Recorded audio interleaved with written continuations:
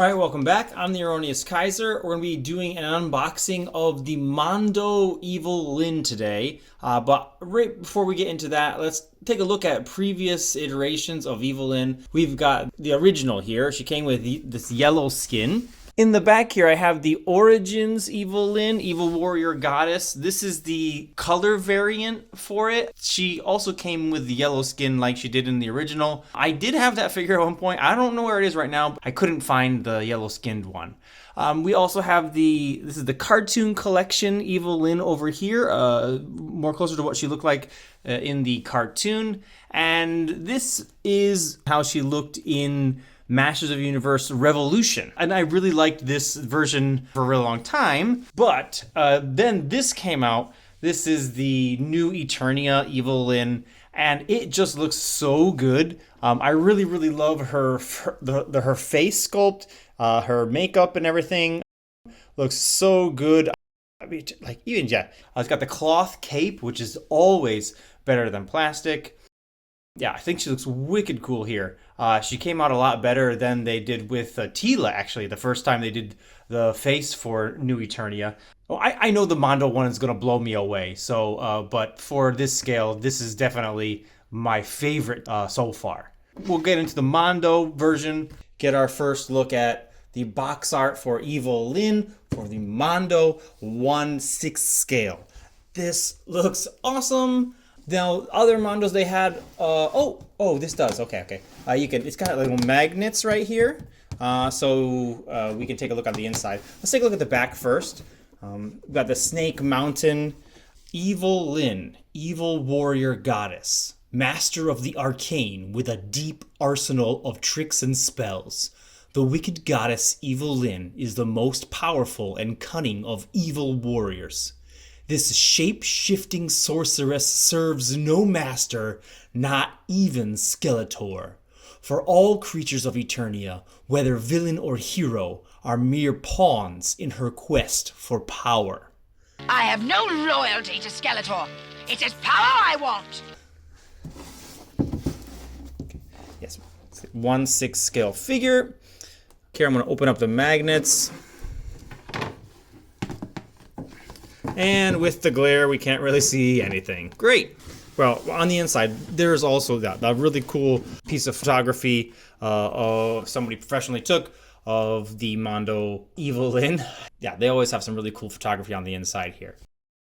So, because they do have, that plastic covering her. We can't really see her. So we'll just get inside and take a look. No tape or anything here. We're just going to pop open the tab.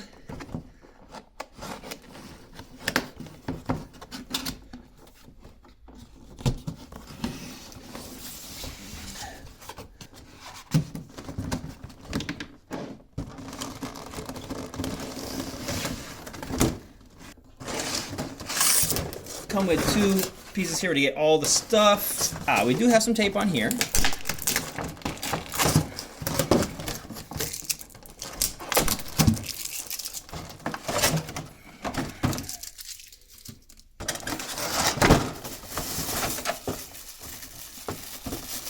I kept her safe. Her belt is over the plastic. Now she got very pale skin here. So I wouldn't put it past Mondo to come out with a yellow variant for this either for the exact same price. And they are getting more expensive recently. A few bucks. Got some magic with a hand attached. Let's take a look at the heads.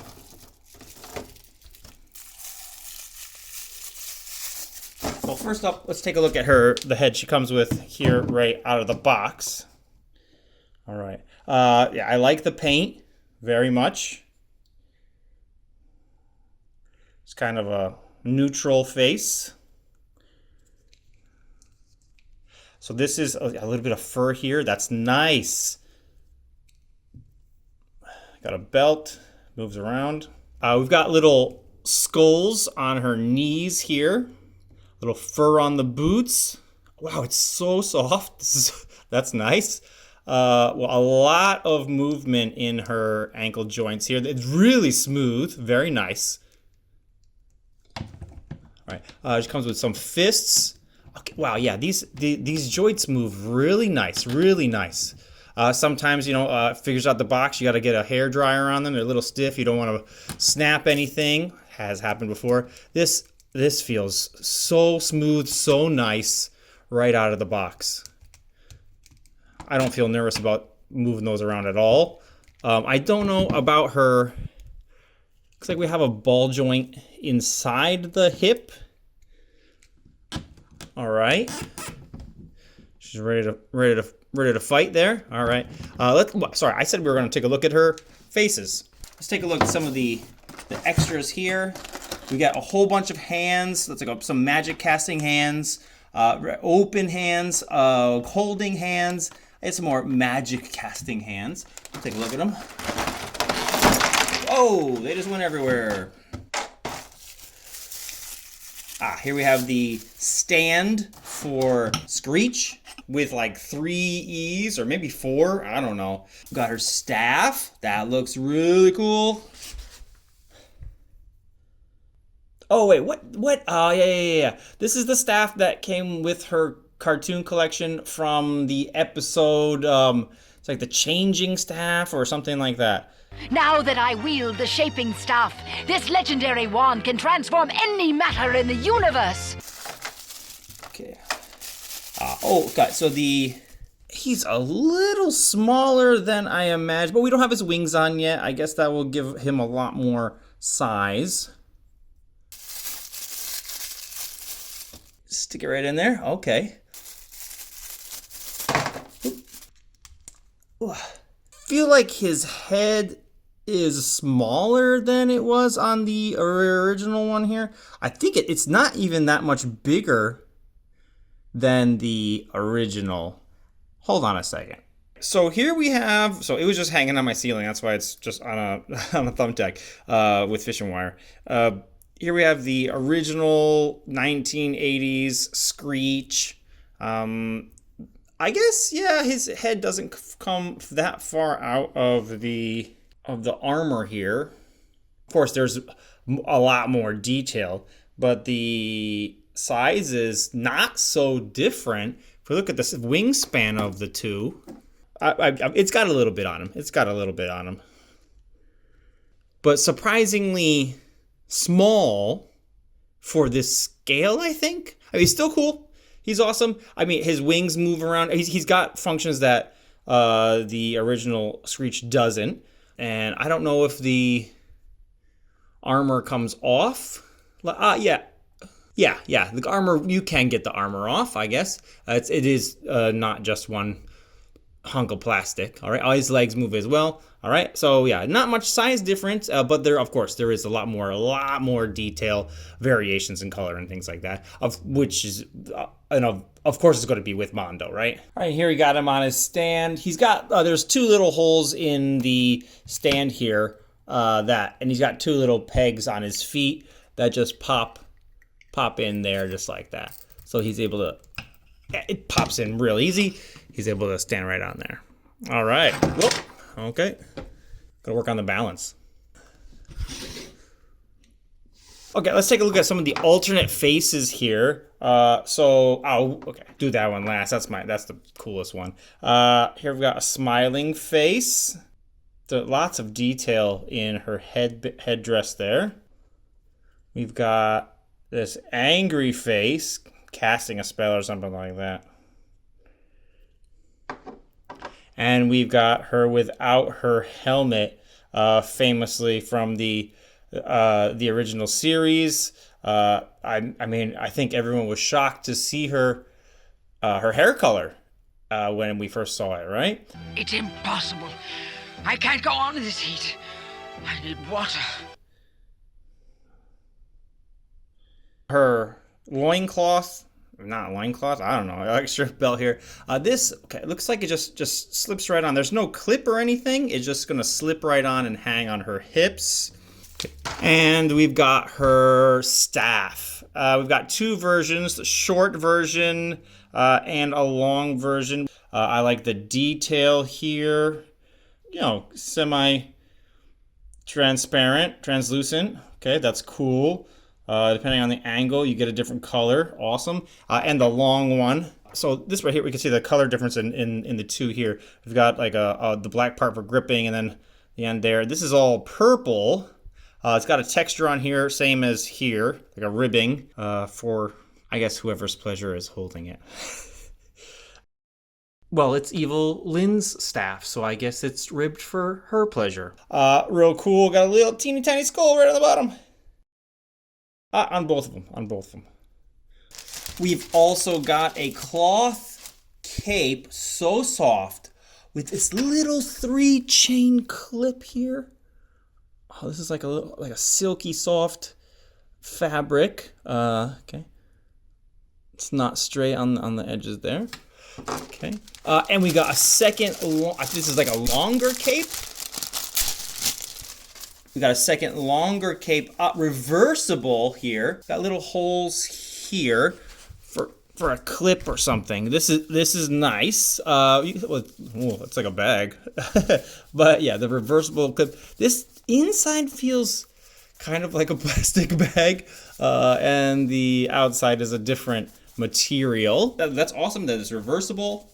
I think the purple goes on the inside. I hope my lights aren't washing out the color here, because there are like very small color variations in her skin, in her throat, little tinges of purple, pink, and green, because her skin is so fair, well, so pale. Here we have the magic forming in her hand. This is another of that like casting hand, I think. So kind of like working together to get it in her hand. Using the smiling face there. So I put the loincloth on here. Her belt is supposed to go under this, so you can see it. I don't know, you'd have to like maybe stretch it over her thighs or pull it over her head with her hands straight up to get it off. But it is part of the thing here. You can see the belt and then her loincloth here. Just real quick, something I did notice about her belt. Let's take a look at the New Eternia. We've got that little skull on there. She has like an under boob bend here, which she also has on this version as well. It's hidden well under her endowments. You can see that the skull is a little different on here. So I got the cape on. So there's these two little spikes here. You kind of got to stretch the cape around, and it's pretty taut. I was trying to be real careful with it, but that's the only way to hook on that cape. I was trying to get it over her head, but no need to do that. There is a tiny little clasp right here that the ring can slide right into. Now, we got the other cape on, clasp on. It is a little awkward. I was trying to get it below her fur on top there. It was a little difficult. It looks a little bulky. She's also got like these wings on her shoulders, besides the collars of her, well, the peaks of her collar. So it looks a little bulky. There's probably a better way to do this. I'll have to figure it out. Trying to figure stuff out now, it was kind of hard to get it on there. But here we go. Okay, we got the staff in her hand, a different spell casting hand, very similar to the spell casting hand for New Eternia. Okay, yeah, rather than slide the staff down her hand like I just did, you probably want to pop it in through the fingers, because I just got a little bit of color rub on her palm. And here we have the no helmet, natural hair look for her. This is the just neutral hand over here. Here we have, yes, Evil-Lyn, evil warrior goddess. But, I mean, as long as your goals align, she's a person you could definitely team up with and trust, right? Well, I wouldn't, as long as she's got that dagger behind her back. If I have any complaints, it's that the fuzz on her, around her neck, actually little tiny pieces are already coming off. I mean, it's not that big a deal. I'm sure it's just, she's not gonna go bald or anything. I think that the cape with the latch is cool, but her shoulders are a little too bulky to make it really work. And I think this reversible cape, the way it attaches is kind of weird, but I mean, I've seen stuff like that happen in Mondo figures before. I wish that the design in her headdress were actual holes, not just silver paint. And the belts, the two belts are a little awkward on top of each other, but I really don't think I could ask for much more. This is like almost perfect figure for me. I'm really liking it. Hope you enjoyed the unboxing of Evil-Lyn. Yeah, like, subscribe, all of that jazz. I don't make videos all that often, so it doesn't really affect me, but it's always nice to see. Thank you. Look out!